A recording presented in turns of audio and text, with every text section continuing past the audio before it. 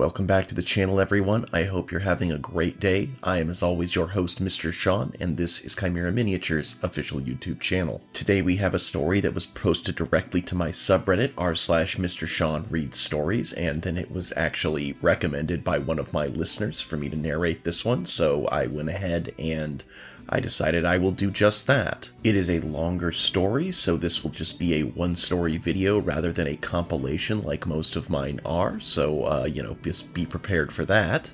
Personally, I do like listening to the longer stories, but I don't record many of them myself, so if you were expecting a compilation of like 7 stories, that's not what today is. But before we get to this story, as always, please give me a few moments to pitch my business, Chimera Miniatures. At the time of recording, which is early morning on Easter Sunday, I have more than 80 different items available on my eBay page of various miniatures, HeroClix, tabletop RPG miniatures, and of course, other collectibles like anime figures or squishmallows. There will be an All My Links link in the description that links you to my eBay, Etsy, all of my social medias, as well as my email. That's a great way to reach out to me if you want to post a story on my subreddit, or if you want to commission me to make you some special custom minis, or you just want to check out what I have. Also, as always, there will now be a link to my crafters Discord, which is where I and several other RPG-related crafters offer and show our wares, have discussions. If you are a crafter yourself and would like a forum to do so, please join, or if you're someone who would just like to see what's available and maybe reach out to someone and commission a piece, also please do join the Discord. And as always, be sure to like, comment, and subscribe. Please share the video around. The more videos this gets to, the more chances I have of selling my minis. The more minis I sell, the more videos I make. And without further ado, let's get into today's story. Today's story comes from user Roll for Impregnation and is entitled Depraved DM Goes Too Far with Wacky Sound Effects. This is categorized as RPG horror. Throwaway account here because I don't normally use Reddit, but I was inspired to make an account to post this. Forgive any spelling and grammar errors. English is my first language. I am just suck. Hello. My name is not important, and I am here to talk about my that guy experience. I need not tell you my life story. I am not pained because I don't wish to weave webs, gossamer threads telling the reader of my loves lost and loves won, of scars given and received, as I don't think that adds anything to the story. Alright, cool, keeping it to the story, just focusing on that. That sounds good, let's go. Where was I? Oh right. D&D horror story. Horror to some, pleasure to the dungeon master. So I had this small local group of players, nothing too big, a few regular fixtures, and a couple of interlopers. 5th edition with a few modifications. Lore was mostly made up as the group preferred it darker and edgier than stock. I know a lot of people complain about 5e and saying that there isn't enough of it. There isn't enough, they don't allow enough mechanics, it's not crunchy enough for some people, but I do think that its baseline is so great for adding homebrew and modifications, because rather than trying to adapt a super complex rule structure like Pathfinder or D&D 3.5, you got your baseline and you can pretty much add whatever you want to it, so I agree 5e is great for homebrew. I don't like doing roll calls of D&D groups, but there were 5 of us at the table most of the time. But why bother describing them in detail? They are invisible next to the DM's behavior. Never a good sign when the DM overshadows the players to the point where they don't matter in a story. About the DM, let's call him Gilligan, because from my perspective at the table, he is seated in front of a half-concealed Gilligan's Island poster, with the word Gilligan right above his head. Despite all that will transpire, Gilligan was actually a great DM. Creative, didn't railroad, but was very capable of improvising when things didn't go as he planned, had a way with words, and his descriptions were genuinely compelling. But really, that storytelling talent probably only added insult to injury, what with what he ended up using it for. It's always sad to see good DMs go bad, but that image of the Gilligan poster is pretty funny, OP, I like it. The games were hosted in Gilligan's garage. It had a certain atmosphere, but it was well knitted out for a game of D&D. Gilligan always had plenty of snacks, and was a home brewer in the non-D&D sense. He often made prison wine out of orange juice, but most relevant to this story, he had a sound system in the garage connected to a laptop. That just reminds me of my dad's garage. My dad is an audiophile, and when he would work in the garage on the weekends, he would have his sound system going super hard. He used this to play various atmospheric tracks and other sounds, like village or battle sounds. He had one just for about every setting. This will come up later. Boy, will it ever. In short, he was a good host and a good DM, but he had his quirks. Rather than simply listing off the damage and effects of an attack, he would often describe what it did to the target's anatomy in the same idiom that one might describe a cum shot. Oh, okay. And he was probably the only DM who insisted that killed enemies pissed and shit themselves when they died. But we didn't mind that too much, as we felt it fit the darker and edgier tone of these campaigns. That's quite an image there, OP. Some of Gilligan's more that guy moments were: once a villain NPC captured a player character, a female elf bard. Although played by a male, there are no women in this D&D group. What, did the cum shot descriptions turn them away? The NPC was a female dragonkin and leader of a group of gnolls running a slave mine, and Gilligan had her try and force the elf to pleasure her horse. Okay. The group thought this was a bit sus. Elf rolled for dex and slipped her bonds, which is what he hoped Gilligan had originally had in mind from the start. Dear Lord. I mean, being a DM in a darker campaign, yeah, you're supposed to sometimes put your characters in uncomfortable situations for the atmosphere, but I don't know, was the dragonkin suggesting that the elf bard jerk off the horse or blow the horse? What was it specified, or just pleasure the horse? That's fucked up either way. Who does that? This is D&D, not Goblin Slayer. Once the party witnessed a gnoll execute several NPCs by smashing them in the head with a club. This was described in unnecessary detail. It was highly cursed. He said something like this: I have the exact text because I acquired a copy of his notes. It wasn't exactly the same, as he used the notes as a guideline rather than a 1-2-1 script. The gnoll brought the club flatly down on the kneeling man's head. There was a dull thud, and the man fell forward into a prostrate position, his body violently shaking. There was a sound of escaping gas as the seat of the man's pants begot a spreading brown stain. The gnoll roared in anger, and multiple more blows reduced the man's head to a pink-red mush laying in a shattered skull. Next, the beast moved to the woman. She was naked from the waist down, from where the gnolls had enjoyed her. But they had no use for an already pregnant woman. She faced the gnoll and pleaded for her life and that of her child. He dismissed her blubbing with a single blow to the top of her head that turned her neck into an internal organ. As she lay on her back, he laid a second blow across her swollen belly. There was a gush of blood from between her legs. OP, that is super cursed. Also, I've had someone who's commented on my videos in the past who goes by Horny for Gnolls, who seems to be obsessed with human gnoll breeding. Is that even something that can happen in D&D?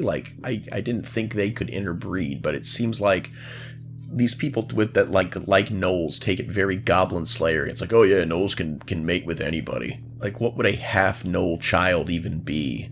Again, unless it's like Goblin Slayer, where those rapey goblins apparently just, make more goblins no matter who they fuck. I'll be honest, I liked some of the later episodes of Goblin Slayer, just the more just visceral, violent, we're gonna go smash some goblins episodes, but that first episode, if you know what I'm talking about, that was hard to get through. This raised a few eyebrows, but edgelord violence is also no stranger to this campaign. One time, the party did a quest for the local warlord, and he wanted us to bring back the severed genitals of all the slain enemies as proof. We would be paid according to how many sets we brought back. At the time, we thought this was funny. As you can guess, this party might have had a stronger stomach than average. But then came the Gnoll incident. Yes, I know, technically most of these are Gnoll incidents. Gnolls feature a lot in Gilligan's campaigns as enemies, and Gilligan seems to like them, a lot.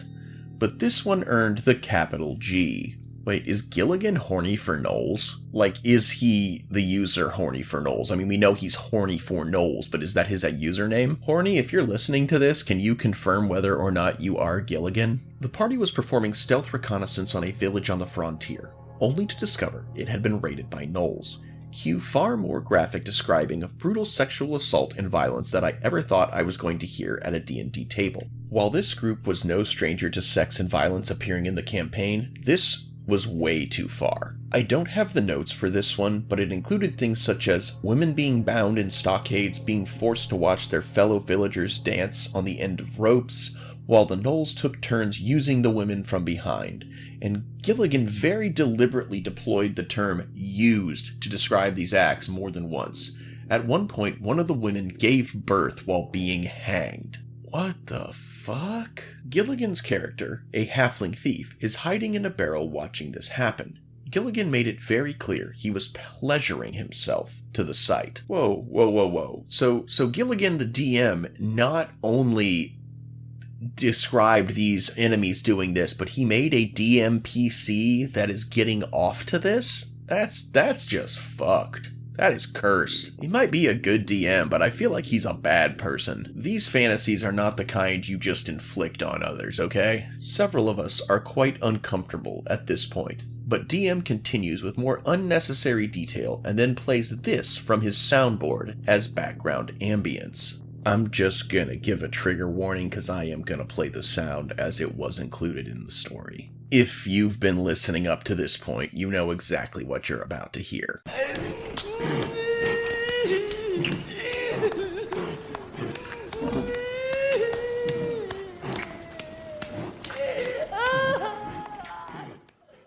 Okay, that was actually less than a quarter of the audio track, and I'm just gonna stop it there. It's just more of the same. You get the fucking picture. Everyone is just like staring now. It was the most uncomfortable I have ever felt at a D&T table. I said that I needed to go. Came back to the game next week. Nobody there mentioned a thing, and I didn't ask. But Gilligan had not changed a bit. Memory hold. Wait, what's memory hold mean? Let's look this up. Okay, memory hole is a mechanism for the alteration or disappearance of inconvenient or embarrassing documents, photographs, transcripts, or other records. Yeah, that's something I wouldn't want to remember either, OP. Apparently, he made the Gnoll backing track himself, and I obtained it later and combined it into a video because Reddit's MP3 hosting ability is logs on the floor. Wait, your DM made that sound? He went out of his way to create that? That's even more cursed, and the fact that I have even a snippet of it in my video makes this video cursed, and you all are cursed for watching and listening to it. Maybe I should look for a group with a DM who knows how to be fucking normal. And normal is spelled with a G on the front. Excellent work, OP. And that's the story, guys. Wow, that was a weird one. I will definitely say that I know there are a lot of people who like to bring their kinks out in D&D, and while yes, Chimera Miniatures as a channel is entirely kink friendly, we're also 100% consent mandatory, where if you're going to have your sexy Gnoll rape D&D game and that's what you want to put on the table, you gotta let your players know that ahead of time. You gotta get their consent, be like, yeah, man, I want to have this campaign where you are just gonna see Gnolls being absolute pieces of garbage, and I am gonna get off to it, and I hope you get off to it too. And if that's what the table wants, that's what the table wants. I'm never gonna tell people how to play D&D, but you gotta meet your players, and you have to give them what they want and what you want. Everybody should be having fun. The players shouldn't be forcing their narrative on the DM, and the DM shouldn't be forcing his stuff on them. Like, it should be a group effort. Like, heavy violence and sexual themes are perfectly okay to a lot of people, but there is a limit, and a lot of people are triggered by sexual assault. I'm sorry, you had a raped woman giving birth as she's being hanged by her captors. You had a raped pregnant woman getting her head and belly smashed because the Gnolls didn't want to deal with her baby. Like, this is some fucked, cursed shit. I have mature themes in my D&D games all the time. I would never think to put stuff like that in. So listen, Gilligan, little buddy, if you are listening to this, what gets your rocks off is fine. There's plenty of websites out there for that, but don't inflict that on your D&D players. Also, don't make a DM PC and then tell the players that he's pleasuring himself while watching this absolute brutality. That might just be the most cursed part of this entire cursed narrative, if I'm being perfectly honest. Like, it's one thing to have these absolute horrid monsters because they are monsters in a campaign. It's another for a hero, so to speak, in the campaign, getting off to it and telling the other players that he's getting off to it. Like that, I can understand that you can be like, this is how gnolls are. They're brutal. They're awful. And that's why they're the enemies you're going up against, because you need to save the world from them. But to have one of the heroes, specifically a DMPC, so you kind of force that on the party. I mean, you can definitely play a D&D campaign with 5 players and a DM without needing a DMPC. But to say that he's witnessing these acts of brutality and barbarism, and that he is aroused enough that I assume a battle is coming somewhat soon, and he's just going to hide in a barrel and whack off while all of this happens? I would kick out a player for role-playing that. Not to mention, if I did that, if I described that to my players, I would doubt any of them would come back next session. I had this whole plot on Pirate Island recently with my D&D campaign where they were going after... They had several missions, but one of them is they wanted to take down one of the 5 pirate kings, because I had hinted that this woman was into younger girls in that way, and it was getting children from the orphanage to satiate these desires. And they were like super mad. They were like, what the hell, we gotta take this bitch down. And the plot twist is that she was actually in service of a hag, and they were sacrificing these youngsters, although I did not actually have them witness any of that. But it was just, she turned out to be this mass serial killer, and they were right to take her down. But that was the plot twist. The thing is, she was always portrayed as a terrible person, and I also didn't give them any gory details, just that children went to her place and they were never seen again. I let the party use their imaginations. They decided to take action, and then, they determined, oh god, it's, depending on how you feel about that, either less bad or more bad, but she was hurting children. But also, I did not show that to them. I did not describe in vivid detail what had been done. You just knew from when you found the area that she had been sacrificing people, and from the narrative you could have guessed that it was probably children. The party attacked the pirate queen. She fought them with magic, and then eventually turned into some kind of half-human, half-spider creature, and then was killed. And, but there is a limit to what you can do, even if you are throwing in darker themes, like I just told you, I've done that in my campaign, and, they're pretty damn dark. But what you described, OP, what your DM put you through, that's not okay. Guys, one of the big themes on my channel is consent. You know what? Make sure you let people know what they're getting into, and then they can either consent to that, or they can go find their D&D elsewhere. As much as I hate to say this and be in approval of this, there are communities out there for everybody. No matter how sick and twisted your fetishes are, there are people who will welcome you with open arms. I mean, I kind of misspoke there for a second, but you know what? They might open you with open arms too, if that's part of the fetish. I don't know. You do you, boo-boo. But final thought, OP, you should definitely find a DM who knows how to be fucking normal, but no G at the end. Just normal with no G and normal spelling. And Horny for Gnolls, if you're listening, you know what? You might want to seek this DM out, unless it is you, and in which case, dude, what the fuck? And you know what? If you want this kind of D&D game, maybe reach out to the OP of the story and see if you can join the D&D game. I'm sure that the DM is missing a few players now, and if that's your thing, that's your thing. No kink shame, but no kink same, so to speak. Again, while I might not agree with the story this DM is telling, it is his story to tell, and I just think it's important that you have to let your players know that that is the kind of story you want to tell, and then let them make the choice whether they want to stay in the game or if they want to go look elsewhere. And you know what? That's how you make a good D&D party, is that everybody's on the same page, everybody's getting what they need out of it, and you don't need to ambush them with that audio file. You need DM Gilligan, you need a group that will be like, fuck yeah, way to go, thanks for making that audio file. I just don't think that's the group you currently have. Again, there's someone out there for everyone, and there's a D&D group out there for everyone, and it's just important to find that and make sure that everybody's having a good time. As always, everybody, please like, comment, subscribe. If you don't know what to comment, just comment audio file, so I know that you got all the way to the end. As always, please check the links, maybe buy a mini. Please help me grow my business. The more minis I sell, the more videos I make. I am, as always, your host, Mr. Sean. This is Chimera Miniatures' official YouTube channel, and I hope you alpha great day and an even beta tomorrow. Bye-bye, everyone.